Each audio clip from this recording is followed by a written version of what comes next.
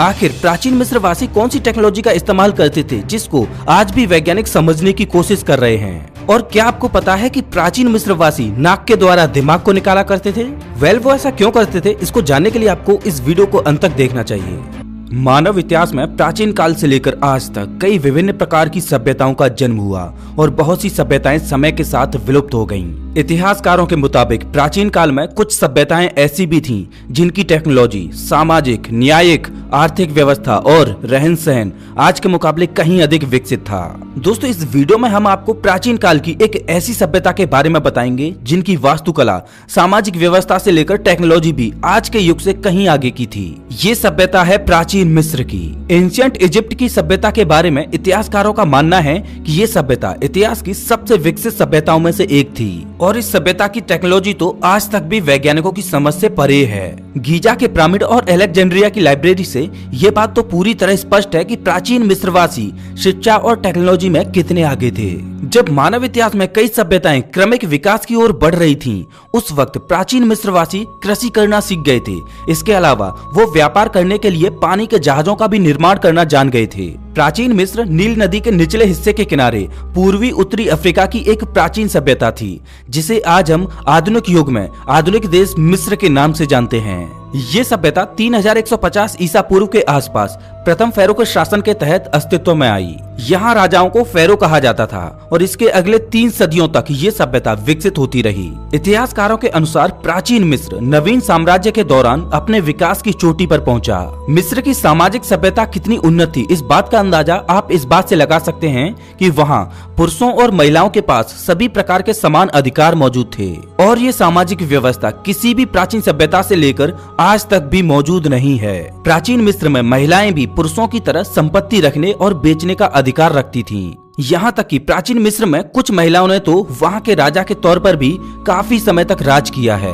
प्राचीन मिस्र की आबादी का मुख्य हिस्सा किसान थे, जो कि अपनी अपनी भूमि के स्वामी हुआ करते थे, लेकिन किसानों को श्रम कर देना पड़ता था। अगर हम बात करें कृषि की, तो प्राचीन मिस्र की कृषि की सफलता के लिए भौगोलिक विशेषताएं महत्वपूर्ण रही हैं, क्योंकि नील नदी के आसपास काफी उपजाऊ मिट्टी होती थी, जिस पर खेती करना काफी सरल हुआ करता था। प्राचीन मिस्र के लोग ट्रांसपोर्टेशन का यूज करना भी सीख गए थे, क्योंकि वे जानते थे कि एक जगह से दूसरी जगह व्यापार करने के लिए उन्हें नील नदी से होकर गुजरना पड़ेगा। अपनी इस समस्या को देखते हुए उन्होंने तकनीकी विकास के तौर पर जहाज बनाने भी शुरू किए और वे इस कार्य में सफल भी हुए। इसके अलावा वे प्राकृतिक खनिज संसाधनों में भी उन्नत थे। वे जानते थे कि तांबा, सीसा, सोना और कीमती पत्थरों का इस्तेमाल कैसे कैसे करना है और इनके घर मिट्टी की ईंटों से बने होते थे, जो गर्मी के दिनों में भी काफी ठंडे रहते थे। दोस्तों, आज के आधुनिक युग में हम अपने घरों की किचन में चिमनी का इस्तेमाल करते हैं, लेकिन ये बात जानकर आप हैरान रह जाएंगे कि प्राचीन मिस्र के लोग अपने समय में इस तरह की तकनीक का इस्तेमाल करते थे कि उनके घर में एक खुली छत वाली रसोई होती थी, जहां चूल्हा रखा जाता था।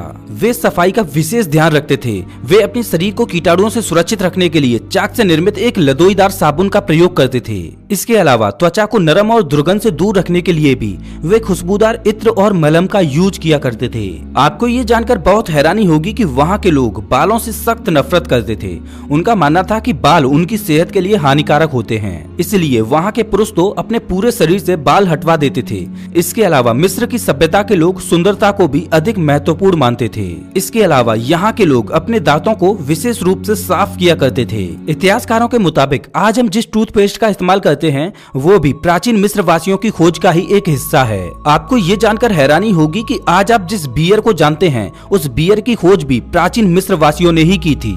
यहाँ तक कि प्राचीन मिस्र वासियों का मुख्य आहार रोटी और बियर ही था, लेकिन उस बियर में अल्कोहल की मात्रा बहुत कम हुआ करती थी, इसीलिए वहाँ लोग बियर को सॉफ्ट ड्रिंक के तौर पर उपयोग करते थे। प्राचीन मिस्र वासियों ने कांच से बने सामानों और बर्तनों का इस्तेमाल करना शुरू कर दिया था। दोस्तों, अगर बात करें प्राचीन मिस्र की वास्तुकला की, तो दुनिया भर में सबसे प्रसिद्ध संरचनाएं इसी सभ्यता की मानी जाती हैं और इसका सबसे बड़ा उदाहरण गीजा के महान पिरामिड और थेब्स के मंदिर हैं, जिनकी वास्तुकला को समझना आज के वैज्ञानिकों के लिए भी टेढ़ी खीर बनी हुई है। इनकी बिल्डिंग बनाने की स्किल्स इतनी विकसित थी कि ये नॉर्मल इंस्ट्रूमेंट की सहायता से भी किसी भी विशाल पत्थर से बड़ी सटीक और परिशुद्ध कोई भी संरचना बनाने में सक्षम थे, जिसके उदाहरण आज भी हमें खुदाई के दौरान मिलते रहते हैं। इनकी टेक्नोलॉजी भी काफी विकसित होती थी और इस टेक्नोलॉजी को आज हम मिस्र के पिरामिड्स में देख सकते हैं, जो आज किसी से भी छुपे नहीं हैं। मिस्र के पिरामिड जिनके चारों कोने इस प्रकार से बनाए गए हैं कि वो पृथ्वी के भूगोल की 4 दिशाओं की बिल्कुल सीध में हैं। इससे ये पता चलता है कि पिरामिड 4 दिशाओं को इंडिकेट करने के लिए बनाए गए होंगे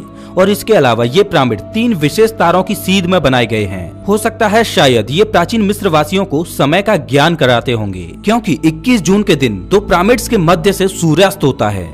इस बात से समझा जा सकता है कि प्राचीन मिस्र वासियों को गणित और ज्यामिति में महारत हासिल थी। और आज हम इस बात पर गुरूर करते हैं कि आज हम कितने आधुनिक हो गए हैं, बल्कि अगर उस दौर की सभ्यता से आज हम अपनी तुलना करें तो शायद आज हम इतने विकसित नहीं हैं जितने कि प्राचीन मिस्र के लोग हुआ करते थे, क्योंकि वो लोग प्रकृति के समीप रहकर ही विकास की ओर बढ़े, लेकिन हम आज प्रकृति से दूर जाकर विकास की ओर बढ़ रहे हैं। प्राचीन मिस्र के लोग तकनीकी के साथ साथ धार्मिक रूप में भी परिपक्व थे। वे लोग परमात्मा और पुनर्जन्म में काफी विश्वास रखते थे। उनके पुनर्जन्म में विश्वास करने के सबूत आज भी हमें मिलते हैं और ये सबूत हैं शवों की मम्मी बनाकर उन्हें दफनाना।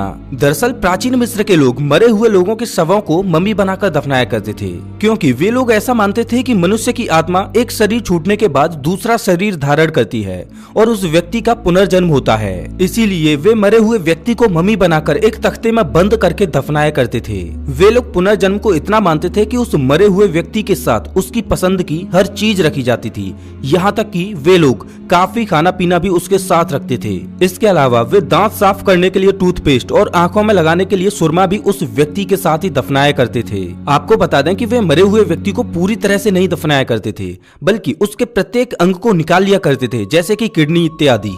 यहाँ तक कि उस व्यक्ति के दिमाग को भी नाक के द्वारा निकाल लिया जाता था और बस उसे दिल के साथ ही दफनाया जाता था। कुछ लोगों का मानना था कि मनुष्य सुख दुख की सभी प्रक्रिया अनुभव करता है और वो ये अनुभव दिल से करता है, इसीलिए दिल के साथ ही व्यक्ति को दफनाने की प्रथा थी। क्योंकि प्राचीन मिस्र वासियों को दिमाग की ज्यादा समझ नहीं थी, इसीलिए उन्होंने दिमाग के बारे में जानने के लिए ज्यादा प्रयास नहीं किए, केवल उन्होंने अपने आप को दिल तक ही सीमित रखा। यदि प्राचीन मिस्र के किसी राजा की मृत्यु हुआ करती थी तो वो लोग उस राजा की मम्मी के साथ उनके नौकरों को भी जिंदा दफना दिया करते थे। उनका ऐसा मानना था कि जब राजा का पुनर्जन्म होगा तो ये नौकर उनकी सुरक्षा के लिए उनके साथ रहेंगे। इसके अलावा प्राचीन मिस्र के लोग मेडिकल के क्षेत्र में भी काफी उन्नत थे। वे लोग ऑटोनॉमी के अलावा शरीर से जुड़ी हर बीमारियों का इलाज कर पाने में सक्षम थे। वे लोग जख्मों को पट्टी बांधकर उपचार किया करते थे। इसके अलावा आज हम दर्द को कम करने के लिए पेन किलर का उपयोग करते हैं, ठीक उसी प्रकार वहाँ के लोग भी दर्द को कम करने के लिए एक विशेष प्रकार की दवा का उपयोग करते थे। प्राचीन मिस्र के लोगों की मेडिकल व्यवस्था इतनी विकसित थी कि वहाँ हर रोग का एक अलग स्पेशलिस्ट हुआ करता था, जैसे दांतों के रोगों का अलग, आंख के रोग का अलग, और वहाँ के लोग भी केवल ऐसे ही लोगों से इलाज कराते थे जो उस रोग का स्पेशलिस्ट हो। इसके अलावा वे किसी भी टूटी हुई हड्डी को सही से जोड़ने में भी सक्षम थे।